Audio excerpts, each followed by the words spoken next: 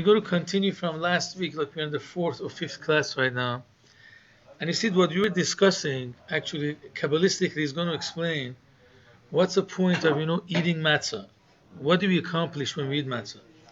So he explained, according to the simple explanation, when we eat matzah, really the matzah doesn't have any holiness or anything in there.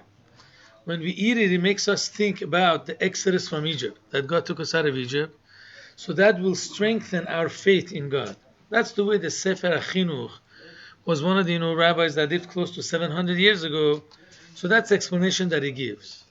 But then he brings from Zohar that the Zohar HaKadosh says matzah actually adds to the emunah of a Jew. When we eat matzah, actually it adds, gives energy to the neshama of a Jewish person, that his faith in God becomes stronger. So the question that comes up, how is it possible that something which is very physical like matzah, how could that happen? And he gives the reason. What's the reason? Because I missed something. The reason is because inside the matzah, you have a lot of high godly lights. Like Chayot Elokis, God light force. Very strong ones that when we eat it, that actually affects and strengthens our Nefesh Elokit, our godly soul. Mm-hmm. But the question that comes up, how is it possible in the physical food, you have such a high lights? So he's going to explain that this is actually based on the teachings of the Baal Shem Tov. The Baal Shem Tov actually says not only that you have holy sparks or highlights in matzah, but even in physical food. How does a person have to come, to eat physical things to stay alive?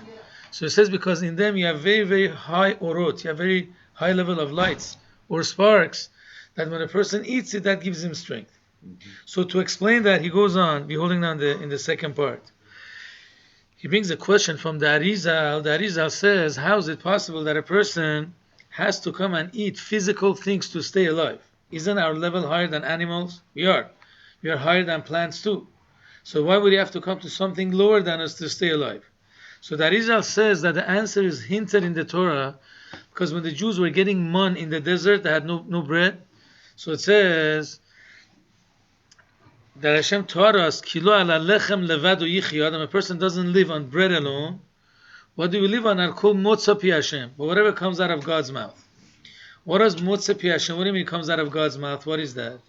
So he explains these are the 10 sayings with which God created the world. That's a Dvar Hashem, the word of God. When he made, plants grow, so what God said was, Tach haaretz deshe. Let the earth bring plants, bring herbs. So that's the energy that came from God's mouth. So it's not the physical bread that gives us life, it's the energy, the chayot, the life force that comes from God's mouth. So that's what gives us life. But then now the Alter Rebbe, the first Rebbe of Chabad, says this is not understood really. Why? Because just like in bread you have the word of God, in a human being you also have word of God. God said, Nasa Adam, let us make a person. Mm-hmm. So I also have the Dvar Hashem, the word of God within me. So why do I have to come to the word of God in something lower than me? Why doesn't that give me life? So we have to say, because the sparks which are in plants and are in the animals, they come from a higher source than the neshama of a person. The source is higher. Not that it's higher the way it is now, but the source of it is higher, and therefore we have to come to the sparks that are in plants and in animals. What was your question? No, I was just inquiring this one. Lycopene is in a red fruit, vegetable. Okay. And science has proved that lycopene, which is energy of our solar system, which is sun, is inside the lycopene that it causes to prevent cancer for human beings. Okay, so what I'm saying is just this is the outcome of it, right? Yeah. But the Kabbalah says there's even deeper things in there. Anyways, so now in order to understand how is it possible that in those physical things we have such high lights that are even higher than the source of a human being. So in order to explain that, we have to learn through a concept. We learned all this last week or 2 weeks ago, the concept of Shviras HaKelim, the breaking of the vessels. What is that? We have generally 4 worlds. I don't know if you're familiar with that, but there are 4 spiritual worlds. The world of Atzilut, have you ever learned that? Right, the world of Atzilut, which is a godly world close to God. Then we have already worlds of creation, which are 3 levels, Bria, Yetzirah, Asiyah. The world of creation, which is called Bria, the world of then the world of formation, which is called Yetzirah, and then Asiyah is the world of action, our world. This is called the world of Tikkun, or the world which is not chaotic. It's what's the word for it, Tikkun? It's to clean. No, it's like fixed Too world, fixed. orderly world. Order. Yeah. Fixed, orderly. Then above that, there's a world which is called the world of Tohu, world of chaos. So God created that world, and by design, He destroyed it. There's a hint in the Medrash to that. The Medrash says that God created many worlds. He was Bona Olamot, He was creating worlds, and He destroyed them. So many commentators learn to talk about physical worlds. God made a world, He destroyed it, made a world, destroyed it. With that, they want to explain how come you have dinosaurs that are, let's say, 60 million years or something, because they're from the previous world, not from this one. Right. But then Arizal learns that's not what it means. It's talking about a spiritual world. God made a spiritual world before our world, which is called the world of Tohu. Why is it called world of chaos? Because that world got destroyed. And what was the reason that it got destroyed? So it says because, in everything there is a light and there is a vessel. Go ahead. The world of chaos He destroyed because it was a world of chaos, or it was No, destroyed? because it got destroyed, it's called world of chaos. Okay. And it was made by design. As we learned it before, that God had a purpose to make it and destroy it. We went through that length a couple of weeks ago. Right. At any rate, he goes on to say that when that world got destroyed, so again, everything has soul and body, or light and vessel, just like by a human being. The neshama is the light and the body is the vessel.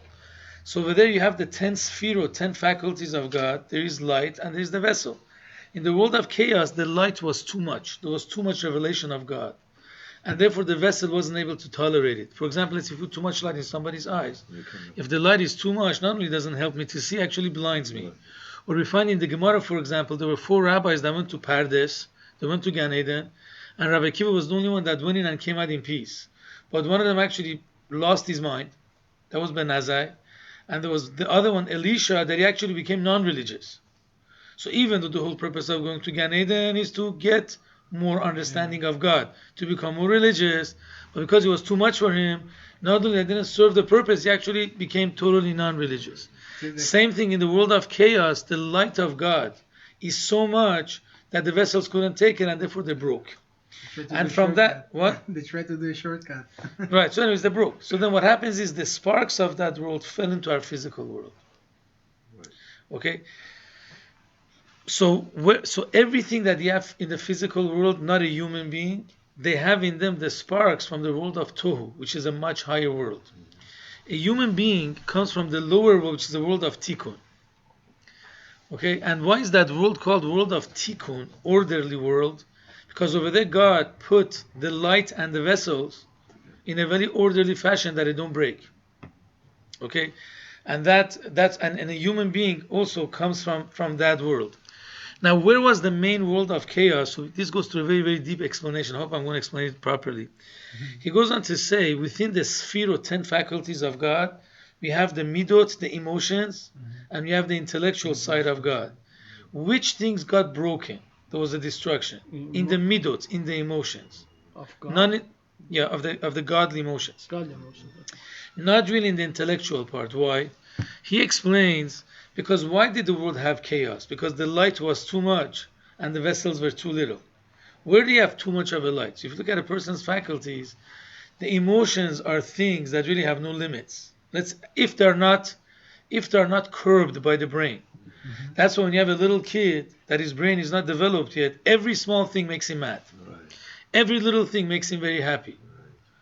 Even things that are not worth it. You take his clay or you take his little soldier, like you took the whole world from him. If he loses a dime, he starts crying. Why is that? Because really, since there is no intellect there to curb it, the emotions by themselves have no limits whatsoever. But the concept of intellect is the total opposite. To understand something, you have to understand every detail in its limit. For me to understand something, you have to carry down the intellect into my brains. If it's too much, I cannot understand it. So this tells us that where was the main destruction? In the emotional side of God, from Chesed and lower. Now, why is that clear? Mm-mm. No? Do you ever learn about intellectual part of God and the emotions? Yeah. Okay, why is the Shvira Sakelim? I'm not sure it was destroyed. Yeah, the light was too much, so the vessels broke. Where is more light?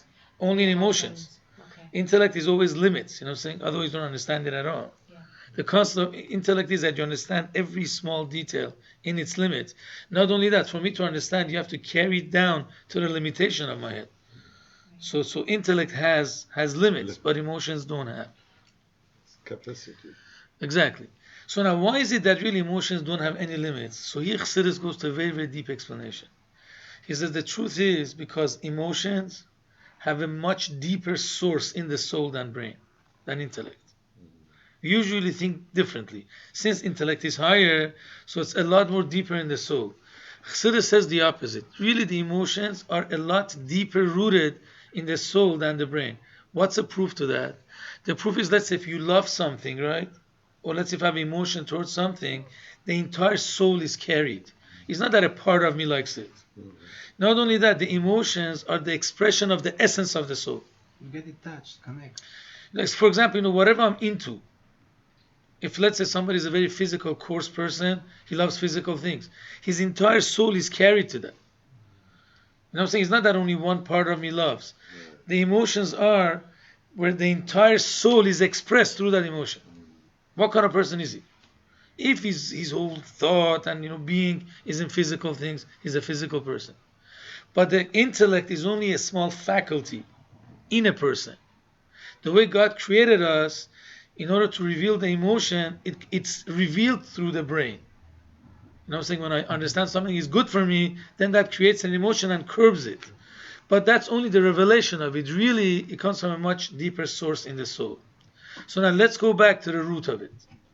In the world of tikkun, the world which is not chaos, which is the lower world, the world which is fixed, over there the main revelation is intellect. In the world of tohu, the main thing are the emotions, but not the way the emotions are curbed by intellect.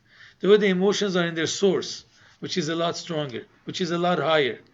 That's why the world of tohu, the world of chaos, has another name. It's called Behema Rabbah, the big animal. Why do we call it the big animal? Not that chas v'shalom there's any animals there. The difference of human and animal is human is intellectual and animal is emotional. So over there is holy emotions. Therefore we call it Behema Rabbah, the great animal or the holy animal. So once we know this, now we're going to understand actually why do we have to come to eat physical food for us to be sustained.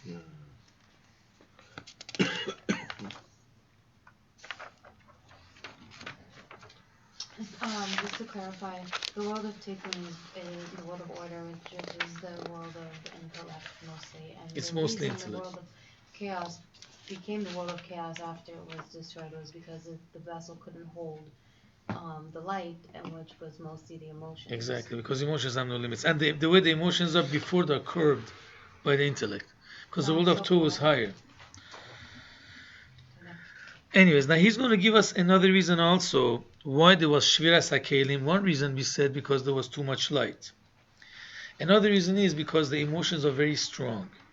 When emotions are very strong, they cannot tolerate each other. Have you seen when somebody's very arrogant, he's very opinionated, he never accepts another person's opinion. Right. When somebody is not so opinionated, is not such a strong mind, then he can tolerate somebody else. Or brings a better example. Imagine somebody who's very intellectual. Even at a time that his friend hurts him, he's able to control the hurt. Why? The anger. Because he's going to say, you know what, true, he did something bad to me, but he could have pity on him because he remembers all the good things that he did to him too. Why? Because the emotion of anger is not that strong because he's an intellectual person. But let's say if it's a child that somebody made him angry. Even if the guy did him 100 favors before. Because the intellect doesn't curb the emotions, so then boom, he gets really, really angry. There's no limits to it. Is to remember what you did. Right. There's no limits to it. So the same thing over here in the world of chaos. Not only that the vessels were too small, but actually the lights were they were so strong that they didn't tolerate each other. They didn't coexist. So that brought the destruction. That's what we're going to learn now, and hopefully, I hope it's going to be easier from now on. It's going to be very easy. We learn a lot of beautiful things. We're holding on page Kuf Lamed Aleph. I'm sorry that there's no English page on this. It's Kuf Lamed Aleph. See the top of it, right? So we put the lines. I'm just taking my notes. Okay, we're holding on line number 2. You could have done one if you wanted. It's on line number 2 on page Kuf Lamed Aleph. So it says, Ulfi shelo haya bahem bechinat hitkalelut. Since the emotions were very strong and they didn't coexist together, they didn't include one in the other, nishberu v'naflu. They broke and they fell even lower than a human being. They fell into this world. They're lower than a person now. Where did they fall? Into plants. They fell into animals. They fell into things that are lower than a person. And it really makes a lot of sense. Because over there you had emotions which have nothing to do with intellect. So where did they fall down? Into the animals, which also don't have any intellect. Yeah, So they correspond to each other. Over there is above intellect. Right. The emotions are above intellect. So they couldn't fall into human being which is intellectual. They fell to a place where there is no intellect at all. In the animals, in plants. Right. Now, who could elevate those sparks? These are holy sparks It's so funny. that fell into physical things. So when a person, as we're going to learn later on, he's going to eat the food and make a bracha on that. Right. And his intention is that I'm not eating it just to satisfy my stomach. So that's the I'm tikkun. eating it, in order to serve God. So over there we separate those sparks from the evil. And then it gets elevated back to its source. And only a human being could do that. Kaddish does that too.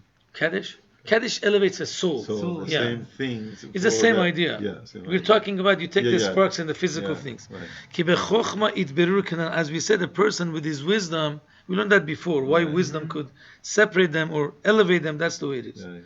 So now, la'achar shemizbarerim, you're holding on line number 4. After a person, let's say, uses the physical things for the sake of God, so he takes the spark and separates it from the evil of the world. Hem mechaye to Adam. It gives life to a human being. Now you understand why we have to eat them. Why? It's not the physical food that gives us life. Mitzat shorshan. Because where do the sparks come from? Where is the root? Shulemayla Adam is above the person. It comes from the world of chaos, which is a lot higher than the source of a human being. So that's why we have to eat physical food to stay alive. Because the spark which is in there, once I eat it for the sake of God and it gets elevated, it goes back to its source. Its source is above the source of a human being, therefore gives life to a person.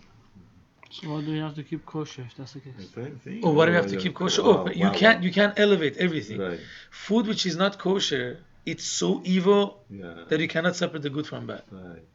It has to be only permissible food that the evil is not so bad. Try to imagine you eat. That's a what rotten Chasidut apple. says. You know what I'm saying? Yeah. To give it Kabbalistic explanation, we have 2 levels of klipa, evil. There's one level which is called 3 klipot of tmeir that are completely impure. And the godliness in there is so little that you can't even separate it from the good. There's no way. That's all the concepts of non-kosher food. Right. Even if a person eats it and he wants to serve God, it doesn't get elevated. Right. But food which is kosher is called klipat noga, the evil which has some light in it. And you can feel it sometimes that by your soul that this food is not kosher. Right. It says that non-kosher food actually makes a person very insensitive to godliness. Yeah. There was a story about a guy that used to learn Torah day and night. And actually was sitting in Kollel and learning, and had a very, very good wife that was a tzaddikus. There was a priest, and he used to come and talk to him a lot. In those days, there's a concept in Christianity that it says the salvation is in the Jews. And the way they explain it is that if you convert every Jew to Christianity, then the Messiah is going to come. That's their belief. Wow. I don't know if you studied that, but that's what they say. Yeah, that's what No, that's what they say. That's why you don't that's what they find, for say. example, Muslims for Jesus. You don't find Buddhists for Jesus. You have Jews for Jesus. You know what I'm saying? Right. And the evangelicals, they actually put millions and billions of dollars to convert Jews. Because again, I'm not Yeah. just saying the fact Yeah. that they believe if every Jew will convert to Judaism, to Christianity, then Mashiach is going to come. That's what they believe. Yeah. Now, how did I get into this? So the story was that this rabbi became very sick. So the priest tells him, why don't you come to my house? I have a house, whatever, in the upstate, and the weather is very good for you. So he says, no, I don't want to come. So what, are you worried about kosher? Bring your own kosher food. Don't worry about it. So the story says that secretly, the priest used to put non-kosher meat in his food. Right. And he had no idea. Right. After a few months, he converted to Christianity and married the daughter of the priest. True story. It's a true story. In terms of the Baal Shem. He repented afterwards, later on. Right. Because the gardener was a Jew, and then the gardener was crying one night. So he crying. He says, well, today's Yom Kippur, everybody's praying, and I'm cutting weed, Oh. So then his spark came back too, and he went back. Yeah. But anyways, from here we see that non-kosher food, it's so evil that there's no way that we can elevate it. Obviously for Jewish people, you know what I'm saying? But Non-Jews are allowed to eat Can I tell that. you something happened to me? Right. I went to a house and they had a food and I knew this family, maybe they are good or not By kosher. by the kosher, but I asked them very strongly, and they revealed it that it's not It's kosher. not kosher. I felt So I felt thank God you that didn't eat it. senses. Anyway, so we said after a person eats it l'shem shamayim and then the sparks go to a higher level, so that they give him life. Now here's a very interesting question that they ask. 1 second. Not all of us eat the food for the sake of God. We eat it because we enjoy the food. So then the sparks don't get elevated to a higher level. So how do I get strength from it? The way he's explaining it, why do we get strength from physical food? Because the spark comes from a higher source, right? I'm going to eat it for the sake of God. I make a bracha and a really heavy mind to serve God with it. So the sparks go to the world of Tohu, which is higher than a human being. Therefore, they give us strength to be able to serve God. What about all those people that eat, not for the sake of God? What about all those cases that, for example, people eat non-kosher food and still they get strength? So the Tzemach Tzedek asks that, the third Lubavitcher Rebbe, and he says, similar to this, that true, if you don't eat it for the sake of God, we don't elevate it. Right. But nevertheless, the shoresh, the root of it is from a higher level. So even though the way it came down to this world still could give life to a person, strengthen him, but not as much as if he would have made a bracha and ate it for the sake of God. Right. That's one answer. They give a second answer that God did it on purpose to give us free choice. If somebody would have eaten not for the sake of God, he wouldn't get energy, then we would have no choice but to become religious.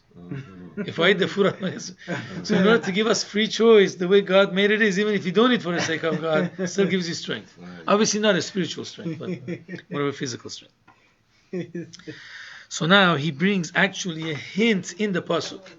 Where do we find in the pasuk that the source of the sparks in a food is higher than a human being? So it says, because the pasuk says, we're holding on page Kuf Lamed Aleph, line 5, the last line. It says that a person lives from whatever comes from where Matzah pi Hashem.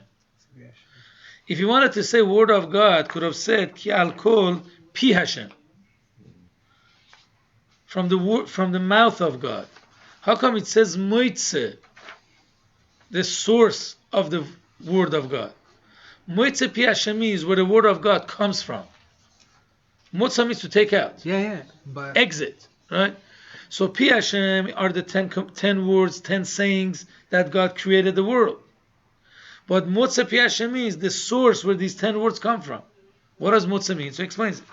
Vezu ki al kol Motzah Pi Hashem yichyu adam, dehine pirush Motzah Pi Hashem. What does Motzah? What the word of Hashem comes out from mean? Who that is? We're holding next page, Kuf Lamed Beis. Hamakor v'shoyresh. Now, Pi Hashem, the mouth of God, is the 10 sayings that created the world. Let there be light. Let there be plants. Let there be animals. So that, it's already part of the world. Moitze Pi Hashem is where they take the root from, which is the world of Tohu. So what's in the bread? What's in the bread? Not only Pi Hashem, but Moitze Pi Hashem. The root, where the word of God comes from, which is world of Tohu, the world of chaos, which is higher than a human being. That's the source when the 10 things come out from. It's the source of the 10 sayings. So the bread that we eat comes from a much higher level. Now with this Kabbalistic is going to explain a bunch of other stuff too. You see, now we're going to see that actually go along. There's a Gemara. The Gemara in Sanhedrin asks, why did God create the human being last? Right? Animals were created on Thursday. Animals were created, the fish and the bird on Thursday. Plants were created on Tuesday, right? Animals were created on Friday in the morning, and the human being was created Friday afternoon. Why did God make the human the last? So the Gemara gives 2 answers. One reason is because he's the purpose of creation. So the world had to be ready. So when he's created, everything is there ready for him. An example, when you invite a guest to your house on Shabbos to eat, you're not going to tell him, I didn't make any salads. Wait 20 minutes till I make the salad, then we're going to eat. No. When you bring a guest, you have everything ready. Everything is ready for him to eat. So since Adam HaRishon was like the guest of the world, right? He's the purpose of creation. If God would have created him, let's say on Tuesday, there's no plants to eat. Right. There's no animals yet. So the poor guy would have to wait. But God said, no, you're the purpose, let everything be ready. That's one answer. The Gemara gives a second answer, because if a person becomes arrogant, then God tells him, why are you so arrogant? Even a little mosquito was created before you.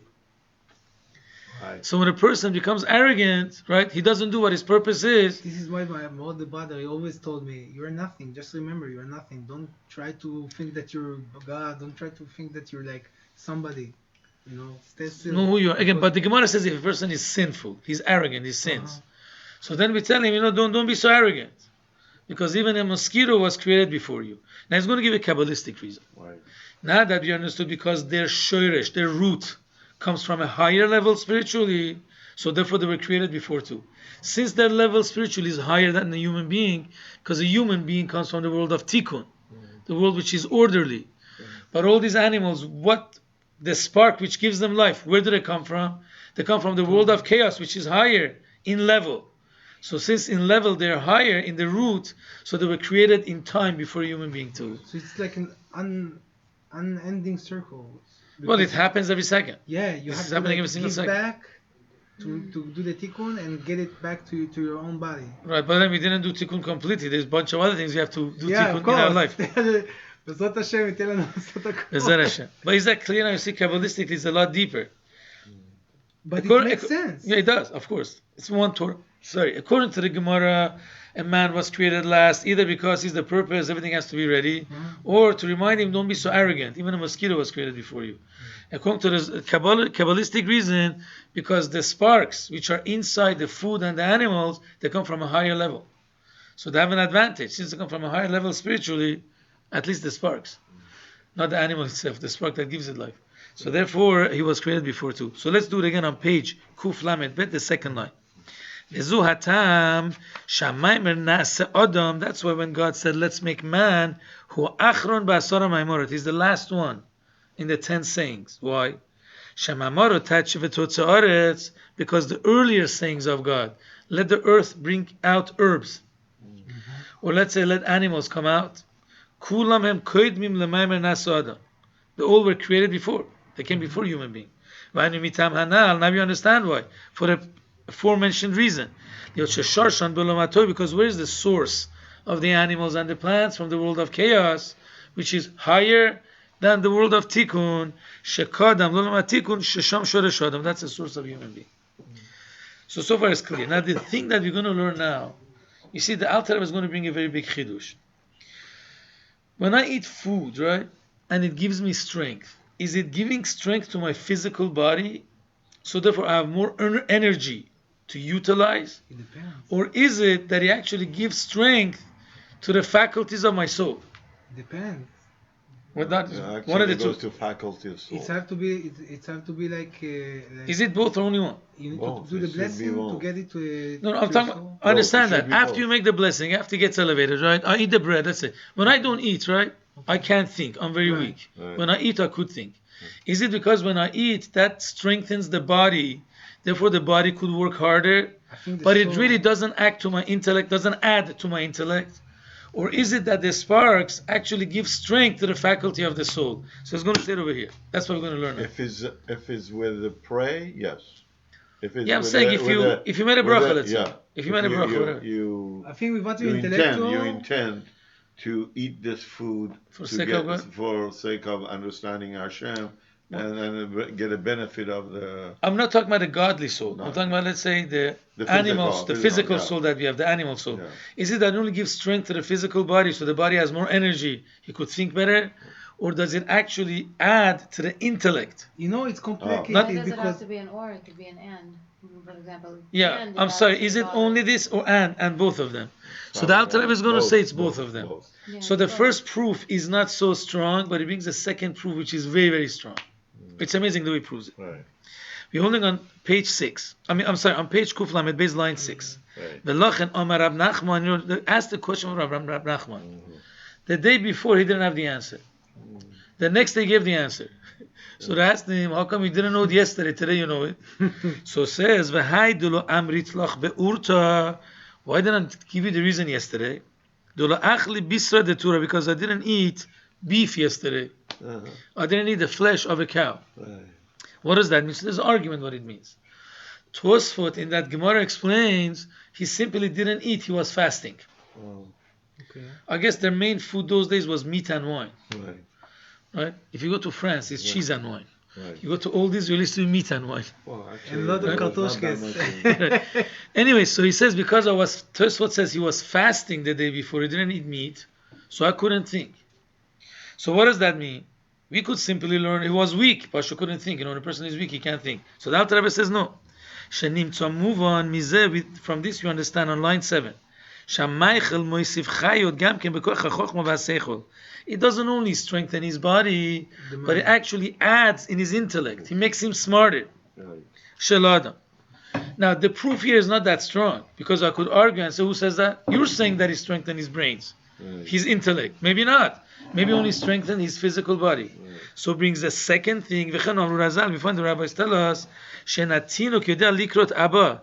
A child cannot learn to call his father father or call his mom mom unless he's going to eat some bread. Right. Now over there is not because the kid is starving, because the kid is not starving.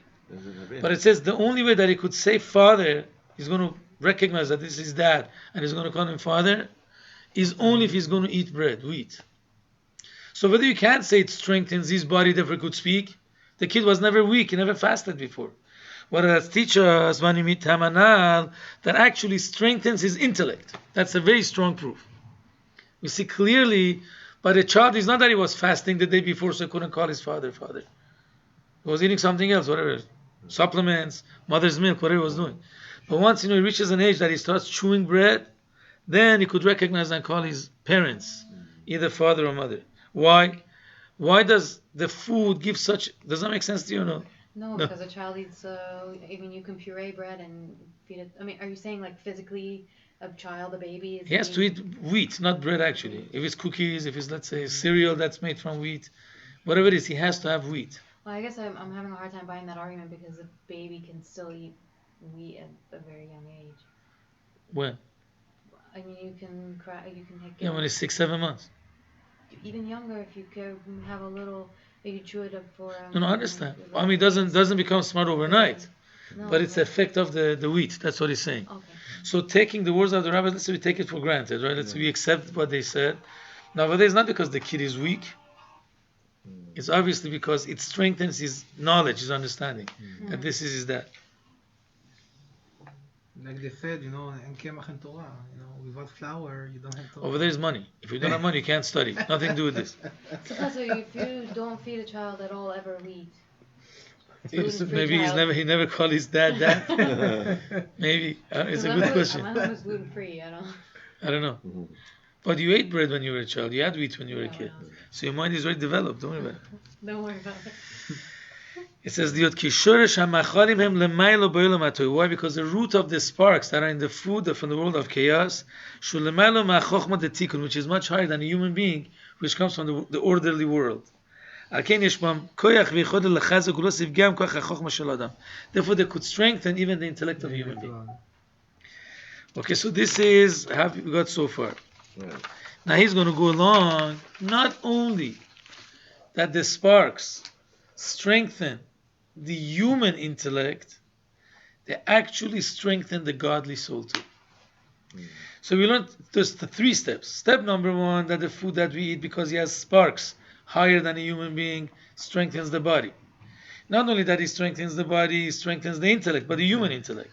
And the big proof that he brought was from a kid, that only when he starts eating wheat or barley, whatever that is, then he could call his father father. Now, does it really strengthen the godly soul too or not? It has to. Of course. Maybe you're going to say no, godly soul is part of God. What, he needs the food to get stronger?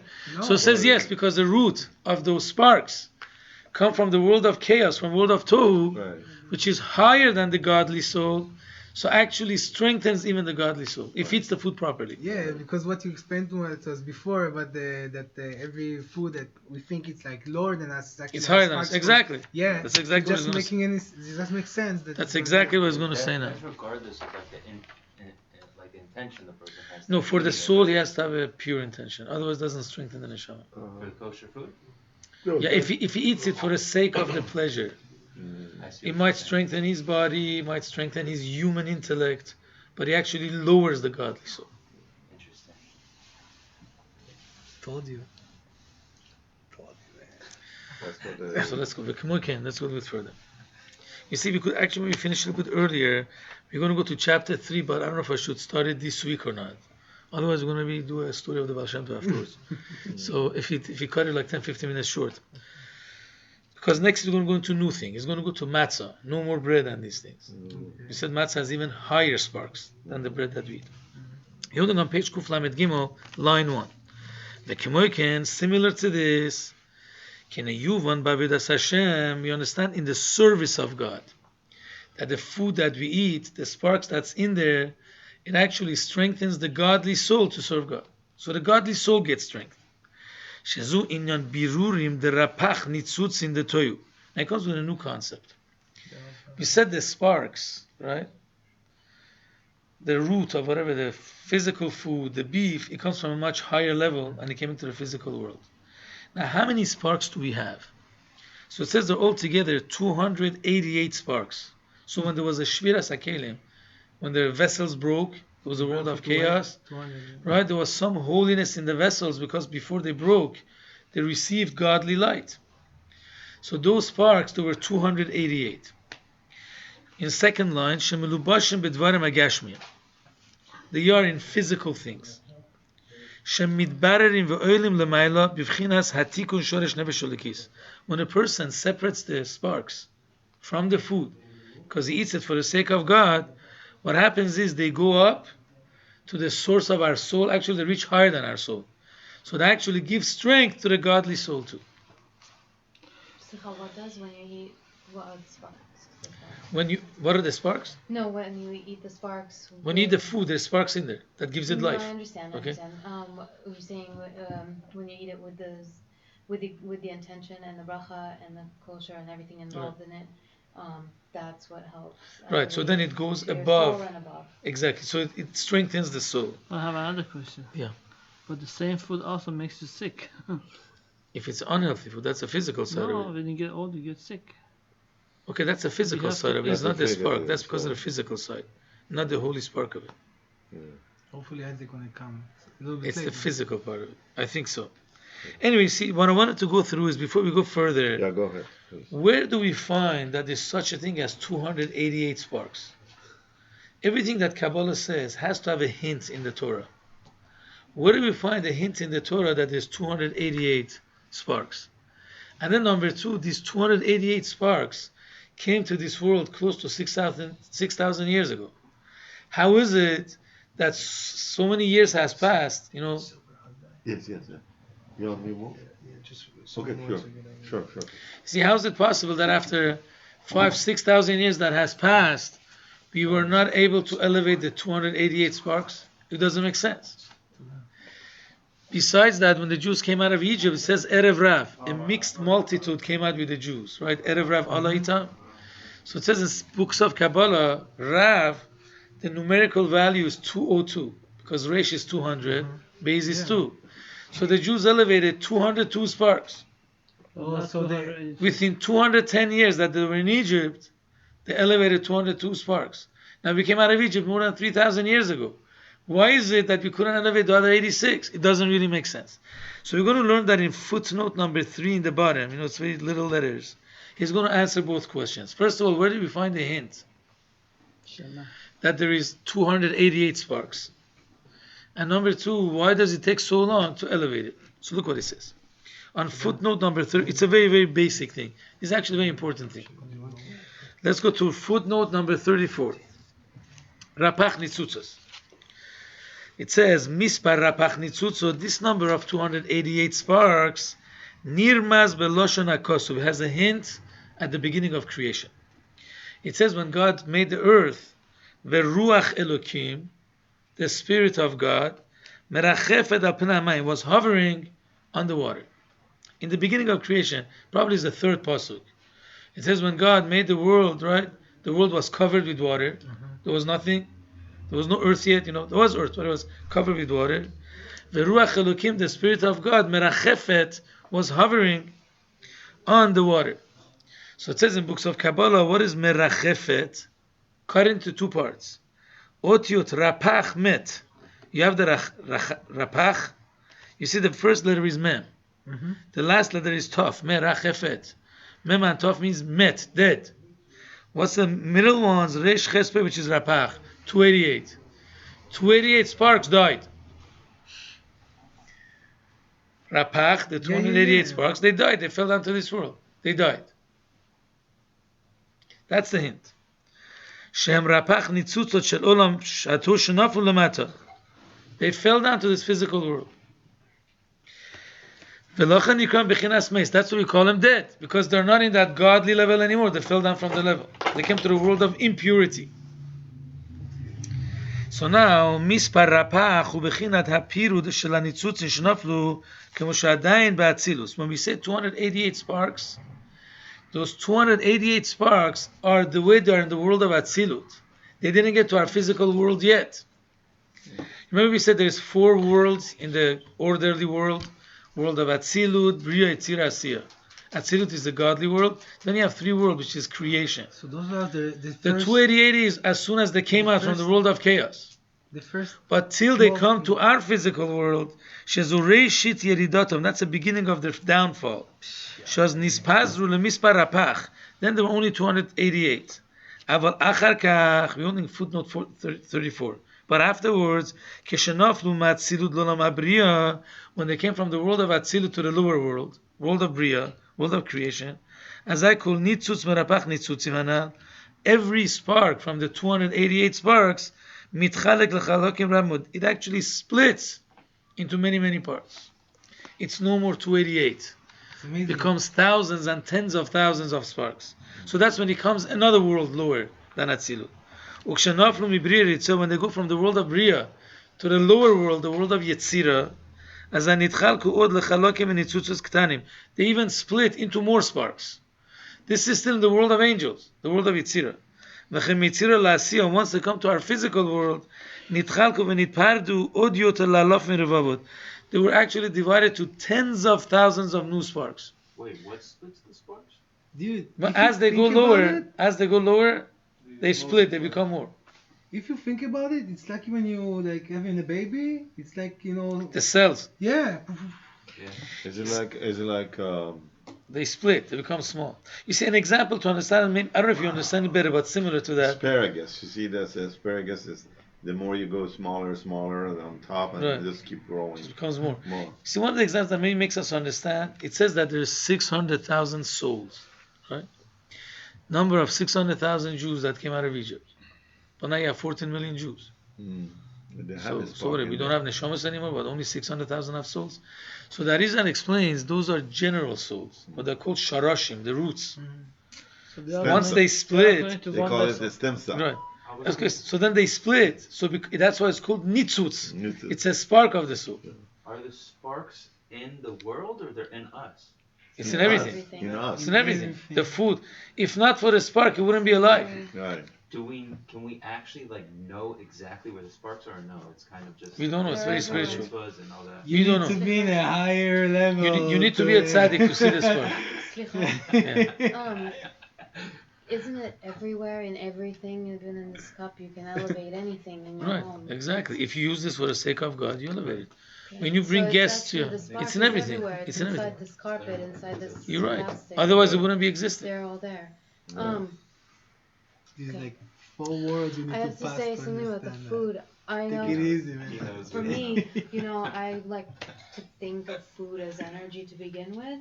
So I try very hard to stay away from anything that was boxed already, And there's a difference in eating mint that you buy from the store and you just, Making you it. know, Or from, making it. nana, yeah, Making it. that you just take from Yeah. the plant, Yeah. from its source. I feel like it gives me personally more energy. Well, that's maybe because of the health-wise that makes your body healthier. Right. I don't know if spark-wise makes a difference. It Like could a be. I'm not tomato sure. I don't from the know. vine for me is like tastes 100% more better than buying it from the store. Well, And that's not that's just the physically taste, healthier. It's also more energy. Like I can Understand. feel the difference. But the question is, it because the sparks are higher or because physically it's healthier? Maybe it's because it's closer to the source. It didn't go through so many hands and so many. Maybe. Possible. And, you know, the other from thing, Mexico to here, you know, No, it's the possible. truck and the people. See, and the only washing. trouble is that we are not spark sensitive. Okay. So I don't know. I don't see it. but some, people, even they want to go for the meat that is kosher to begin with, how they feed the cow, what kind of, food they give to the Right, cow right. to grow, Right. to make this body, this flesh It's true. kosher. That's why in London that is mad cow disease because they give them bad food to eat. This Yeah, I yeah. learned it like about 15 years ago about this matter. Yeah. So let's finish Food has this. a various, I think food in our religion has a lot of stuff to do with the Torah. It does. Well, there's That's why sparks I in think this is the base of It's connected. is a vessel to get clean and so it you is. can- So I mean, now on the Kabbalah we understand because there's Right. really deep godly in there. sparks in there. So why do we do fasting? Why do we fast? That's Why the don't thing. we That's a eat? different thing. If the spark is there, why don't you eat more food? Right. Well, good question. Sorry, I get you. Sometimes I guess you have to become more spiritual, different way, than just Right. eating food. I mean, the simple reason is because when a person fasts, it's easier to repent. Right. He's anyways a little bit humble, he's a little bit more depressed, not depressed, So- but humble. That's the simple reason. But, I mean, spiritually, I don't know. It's very complicated. So let's go. Ubaze Smarter Yuvan. than us that can Now, understand. what did the Alter Rebbe gain by saying that the sparks are divided to millions of levels? So we're only on the second column, footnote 34. Ubaze Yuvan Mashanim Shachar Galut Kol Kachar Beyoter Min Yudzayin Mot Shana. You see, in terms of the Alter Rebbe lived 250 years ago. He says now you understand why the exile after the second temple has lasted more than 1700 years. Now Bayas is almost 2000 years. Why? 1945. Why? That's the question that he's asking. Yeah. Why? If there's only 288 sparks to elevate, and then after that Mashiach should come, why is it taking thousands of years to elevate 288 sparks? Now it says there are 288 when they were in the spiritual worlds. But once they fell down to our physical world, they've become millions of sparks. The purpose is that we have to take out these 288 sparks. Once we separate these sparks from the evil of the world, Yavo Mashiach bimhera b'yameinu amen. Mashiach will come very soon. So the Alter Rebbe asks, it's a very big wonder. Is it possible that we couldn't elevate just 288 sparks? In such long time, in almost whatever, Okay, this 6,000. Let me just finish it. What sparks? This is box 288. How do we find them? Oh, they're How in do you every elevate physical. them? I told you, like, let's say you eat the food for the sake of God. You buy a house, you put a You mezuzah. say beracha and that's it? No, but your intention has to be that you're eating it to serve God too. hard. Let's say you buy a No, house. Hold on a second. Change your. Hold on a second. You buy a house, right? You Okay. put a mezuzah. Whatever spark is in the walls No, of the he house, gave get me a tea. I elevated. didn't even say beracha because I like the tea. I'm gonna go for it. That's it. No. Make the bracha. Otherwise, you're not going to elevate it. No. We're going to get to a story soon. It's hard. Let's say you when, know? of course, that's why we have to study. Honestly, Yeah. without studying, we couldn't do it. Wait, so- The Torah teaches us. Let me just go one more step. Let's say, for example, when you buy a house, right, and you have dishes and these things, you invite guests to your house. The Rabbi writes down, once you give food to a guest, which is a mitzvah, whatever spark is in that plate is elevated also because you use it for the sake of a mitzvah. Right. If you think about it, the word guess and to feed, it's the same root Guest. in Hebrew. Orach. Or, Well, one is with a chaf, one is with a ches. but it's the same shoresh. No. No, it's not. No? Oreach is with a chet. Arucha is with a chaf. No, you're with a ches. You're right. You're right. That's right. I made a mistake. You're right. Yeah, the arucha with the chaf means the Never thought healing. about that. How do you, what? See? You're Russian, you're American, how do you know this stuff? See? This is one of the So wonders of how come Kabbalah. that's where does the spark come from? Because he studied. That's why. Let's go further, And then some of them you just come by your guys. You Let's know, let's so- let's finish. Yeah. After Mashiach comes, is there still sparks to elevate or no? No, it's finished. So then what's the avoda after he comes? Geula. Afterwards, you everything get the is reward. It's celebration time or no? Yeah, it's no. reward. It's like you got your license. You became a doctor. So the world will never end. Try to imagine stuff. You think about something and you get it. Continue. It's amazing. So let's go a bit further. So it It says. happens to me now. I know. So let's finish before we get, please guys, let's finish before we get these trials. Don't finish this. Please. Memkenu tamu, I'll be holding again on footnote 34, the second column on the third line. Memkenu tamu, it's big wonder, is it possible that 288 sparks didn't get elevated in such a long time? 6,000 years in almost. One generation went, a new generation come. Every Jew elevates the portion that he has to elevate. It says we understand the answer why. When we say there's 288, that's only in the world of Atzilut, the first spiritual world. But after we came down to our physical world, these 288 split into tens of thousands of sparks. That's why the Galut, the exile, took such a long time. We didn't elevate or separate all the sparks from the evil. Once we finish it, Mashiach is going to come. Amen. So let's go back to the top. In the top, he explained these sparks not only strengthen the body, not only they strengthen the human soul, but actually strengthen the godly soul also. How's that? On the third line. Let's say the guy eats, right? He's actually eating the food. And he has the mind to serve God. He gets energy. What does he do? He goes to daven, he says Shema Yisrael with a lot of kavanah. Or when he davens Shmoneh Esrei, he's really into it. So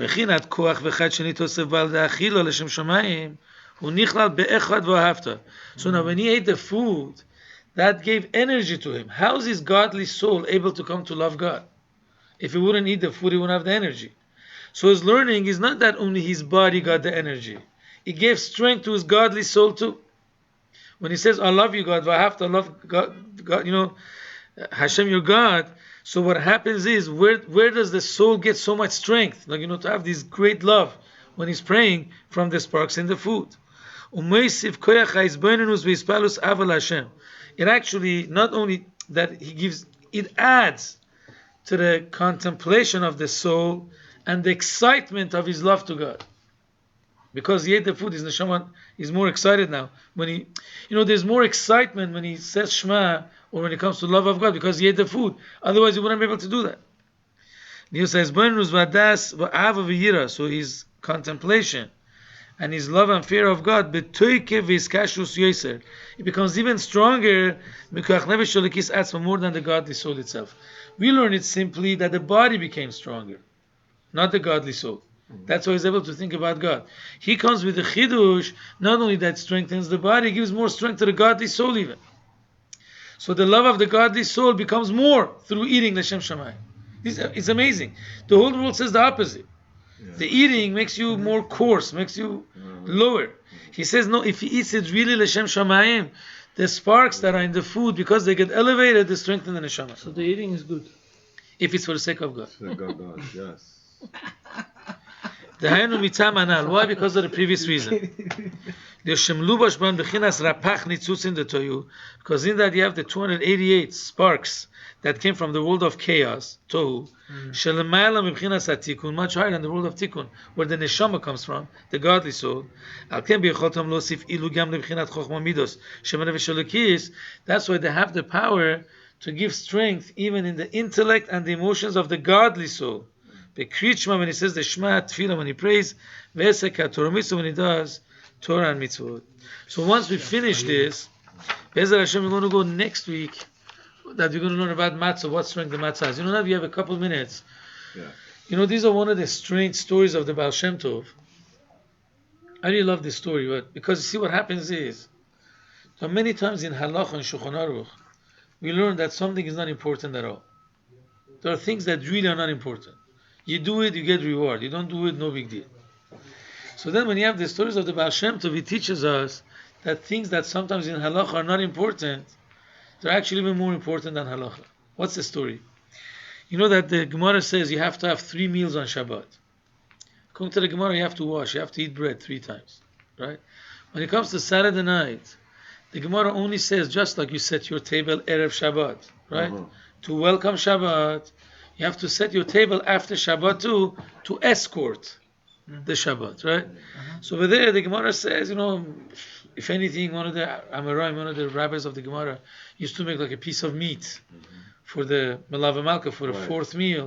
So from there we learned that it's mitzvah not to go have pizza, it's better to have meat. Right. According to some opinions, because this rabbi didn't make a cheese stuff, whatever. He made meat. So, but it says if you don't, no big deal. But first of all, the Ben Ish Chai writes down, Kabbalistically, that if you don't eat the fourth meal, Motzai Shabbat, there's something lacking in the 3 meals of Shabbat. There's a story of the Baal Shem that actually proves that. What is it? You know, Baal Shem Tov had many, many students. They were big tzaddikim themselves. So there was a certain city close to the city of Baal Shem Tov that the rabbi died. So they wanted to have a new rabbi. So they come, they send a delegation, you know, to Baal Shem Tov, and they said, please choose one of your best students to become our rabbi. You know, our rabbi passed away. So the Baal Shem Tov chooses one of them, one of the students. And I said, this could be a good rabbi for you. Now I just want to make this more understandable. You know, we all saw Rabbi Avad Yosef, or let's say Lubavitch Rabbi we saw, right? Imagine the rabbi says, or Rabbi Yosef says, this is my best student, take him as a rabbi. Nobody's going to say no. You're not going to test him, right? If you're choosing a rabbi, so you bring many rabbis, you test them, who's the best, you take him. But if you have a tzaddik saying he's one of my best students, no questions asked. Anyway, so this rabbi became a rabbi of the city. In our days, you know, if a rabbi mixes in the money, they talk trash behind his back. It's better for the rabbi not to talk, not to deal with the money. It's better to have a board. Right. In the olden days was the opposite. The rabbi used to handle the money. So when he came to that city, he found out that there is a poor man, which was a very good man. He used to stand and learn Torah the whole day. So there was one guy that used to go collect money for him and gave him the money every Thursday night. And that was enough money for the entire week till next Thursday. With that, his wife was able to make food. For Shabbat, they took care of themselves. He was a really good man. I don't know why he didn't have a job. Maybe he wasn't able to go to work or something. Or maybe he loved to dedicate his life to study Torah. So when the rabbi comes and he says, this is not fair.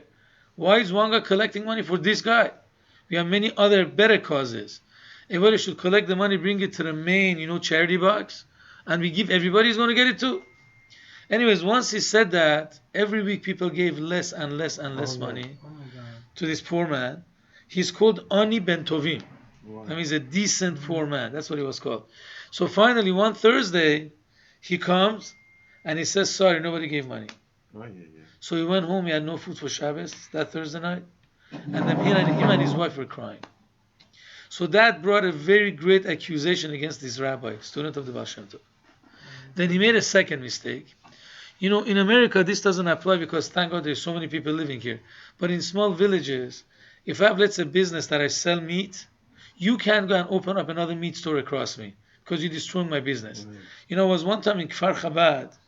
You know, I was there in Israel, and my mother, whenever I go there, so she goes and buys me, you know, Chabad meat from Kfar Chabad. So we went to a store, we bought, what was it, turkey or chicken or something? So I said, I want to buy meat. So I don't sell meat. I said, you sell turkey, you don't sell meat. He says, no, meat is across the street. Right. We are not allowed to compete with each other. Right. Again, because Kfar Chabad is a very small village. Right. You don't have enough people to have 2 meat stores, right? Here you see, you know, thank God you got so many stores, and they all, thank God, are making a living because the population is a lot. So there was a guy that had a business. Somebody else opened up the same business across. So the rabbi didn't push him to close the business. You know, he didn't push that much.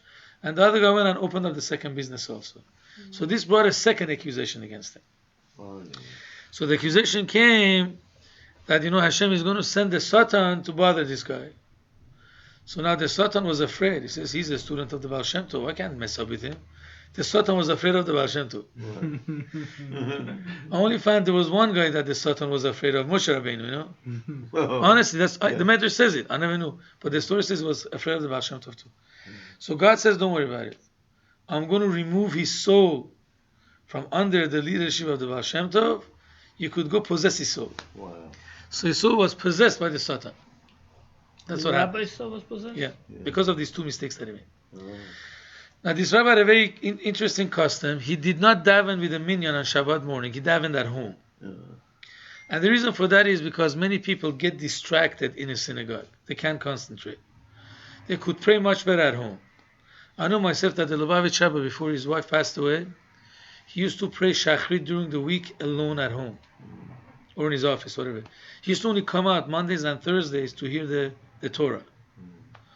On Shabbat he davened with the minyan. Once his wife passed away, so then he started davening with the minyan every day. At least that's what it looked like. Came to the synagogue. I don't know if he davened or continued at home, but that's what it looks like. Why? So because Hasidim said if you have more kavana when you daven alone, better to daven alone at home. So this rabbi davened alone on Shabbat. They used to call him to hear the Torah in the synagogue, and then he prayed Musaf with the minyan, and they invited everybody to his house for Kiddush. So that day that he was possessed by the Satan was on Shabbat. He was setting up the table, for the people. So then suddenly he says, "What is this?" He starts, drinking a lot of vodka. He takes his talit and he throws it off, and he tells his wife, "I'm going to convert." That's it. And there was actually a church, whatever, at the end of the village, so he starts going there. So now the wife, poor lady, is crying. What's going on over here? The rabbi converting. Then the people come from the shul to get the rabbi to hear the Torah. They see the wife is sitting and crying. So what happened is, my husband went crazy. He wants to convert. So the people went to the shul crying too. Why? Because usually in those days there was no democracy. If let's say a rabbi would convert, then they would send a bunch of people to beat up everybody else to become converts too. So if you're a rabbi, you have to become too. Anyway, so it was a very, very sad Shabbos. Now Baal Shem Tov had a very special koach by the Suda Shlishi, the third meal. He was able to go in Shamayim and he was able to see every student where they are. And he would pray for them. He had a tremendous power, the Baal Shem Tov. You said on Shabbos? When? The meal after Shabbat. Oh, Shulish. This is the Suda Shlishi, not after Shabbat yet, the third one. We didn't get to the fourth one yet. Anyway, so he's middle of the meal and his neshama goes above, checking all his students. He suddenly turns white. Oh, I forgot to say something, we get to that soon. Because he sees that his student is in the depth of impurity.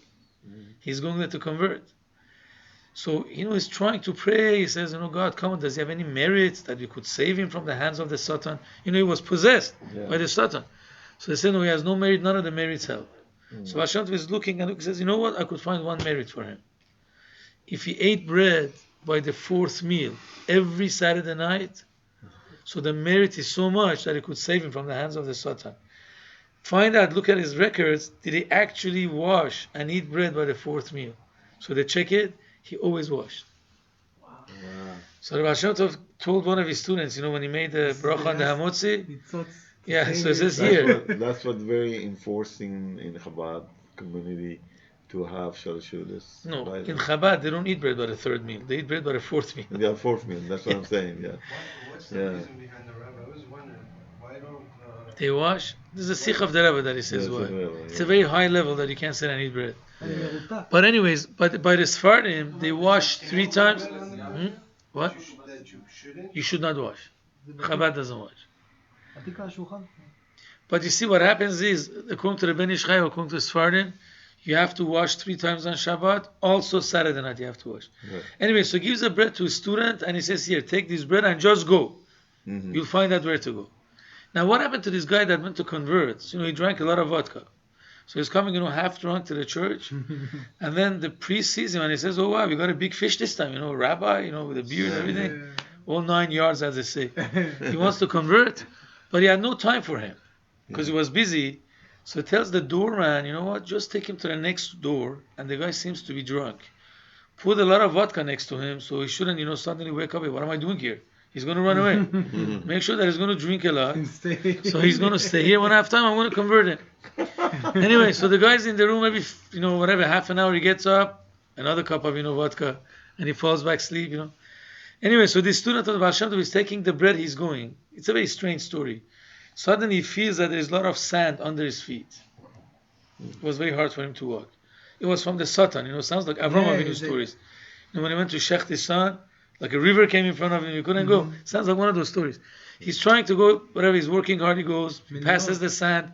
Second time it happens. Third time when, sand comes in front of him, he couldn't walk that well. He says, oh God, please save me. I'm going on the, what do you call it? How do you say shlichus? Yeah, Shlichut, how do you say it? I'm as an emissary, of Baal Shem Tov. Please let me do my job. So anyways, so then the sands disappear. So he gets there and he sees the doorman. He says, he sees, this guy throwing up, vomiting, he's drunk. So he gets permission from the doorman and he goes in there. He's waiting for him and the guy wakes up. He's about to drink a little bit more vodka. He says, hold on. It's healthy to have some bread before you have some vodka. The guy says, oh, you're right. He's about to eat the bread. He says, no, you got to wash your hands first. So he takes him, he washes his hands, says on the Tilas Yadayim, and then when he makes hamotz, he eats the bread, boom, his brains come back. Wow. And he's like wondering, what am I doing here? So this guy, puts him on his shoulder, carries him back to the Baal Shem Tov, and the Baal Shem Tov gives him the tikkun. This is one of the stories that I read about the Baal Shem Tov. But you see, the interesting thing is, according to Shulchan Aruch, even if you don't eat anything for Saturday night, you haven't sinned, there's nothing wrong with it. Let's say, I don't know, you take a piece of meat, anything, you have done the mitzvah. But according to the Baal Shem Tov, you have to wash.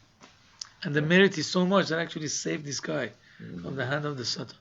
Interesting. That's right.